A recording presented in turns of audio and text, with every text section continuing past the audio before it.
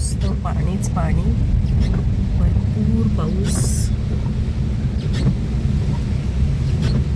खरं तर भारतामध्ये नेहमीच पर्जन्यमान असमान असतं. काही ठिकाणी नद्या कोरड्या आहेत तर काही रस्ते नदीसारखे पाण्याने भरलेत. बघा, आपण बघतोय हे बघा किती पाणी आहे.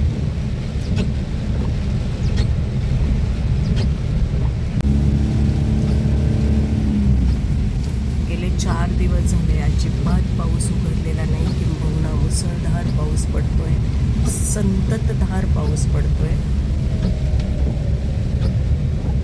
आता कामाला जाण्याशिवाय तर पर्याय नाही, परंतु त्यातल्या त्यात मार्ग काढणे, दुसरं तरी काय करणार. पण काळजी घेऊया आणि सुरक्षित प्रवास करूया. खरं तर 2च दिवसावर पालखी सोहळा अगदी आलेला आहे.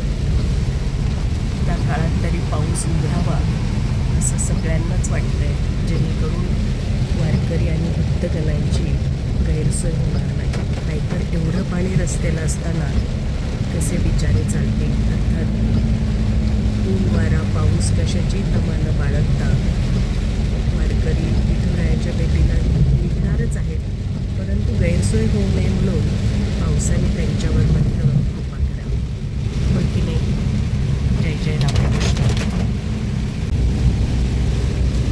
खरं तर लहानपणी अशा पावसात ना छत्री होती ना रेनकोट होता, केवळ डोक्यावर पांघरायला एक छोटंसं पोत्याचं घोंगटा करून द्यायची.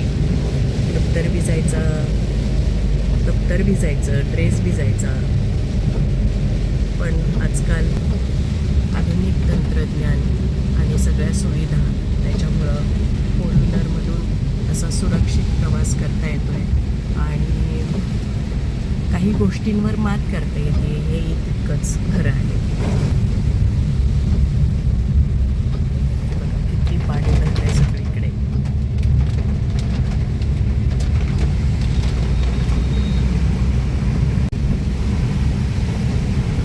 हे बघा गाडीच्याही अगदी वरती पाणी उडतंय. इतकं पाणी सगळीकडे रस्त्यावर आहे.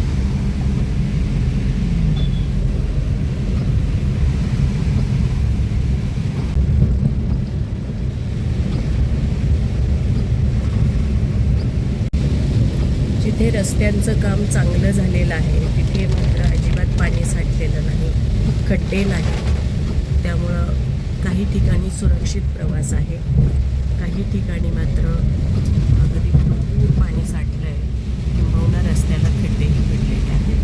म्हणून सगळ्यांनी काळजी घ्या.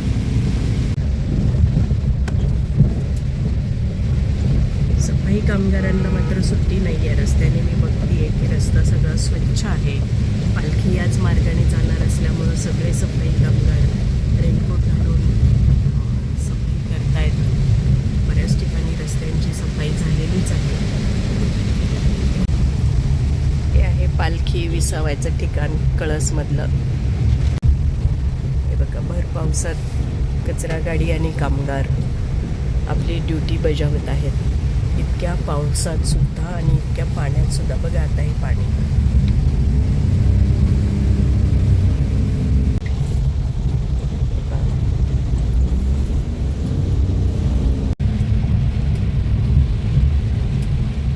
आळंदी ते पुणे हा रस्ता जो आहे तो सुरक्षितपणे सुरू आहे. बस सेवा रेग्युलर सुरू आहे.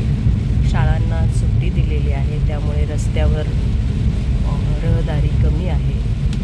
वाहतुकीची कुठली समस्या दिसत नाही आहेत. पण पाऊस हा आता हे नैसर्गिक संकट आहे, आपत्कालीन परिस्थिती आहे. त्यामुळे सगळ्यांनी काळजी घेऊया. आपण बघतोय की पावसाचा जोर काही म्हणजे काही केल्या कमीच होत नाही आहे. कोसळतोच आहे. पडले पाण्यात तर पाणी पाणी असं हे सगळीकडे पाणी कमी झालेलं आहे. मला वाटतं जून महिन्यात पावसाने जी ओढ दिली होती ती जुलै महिन्यामध्ये पूर्ण कसर भरून काढलेली आहे आणि सर्व दूर हा पाऊस असाच पडतो आहे. अर्थात यामुळं जनजीवन विस्कळीत झालं आहे, पण तरीसुद्धा भूजल पातळी वाढण्यासाठी मात्र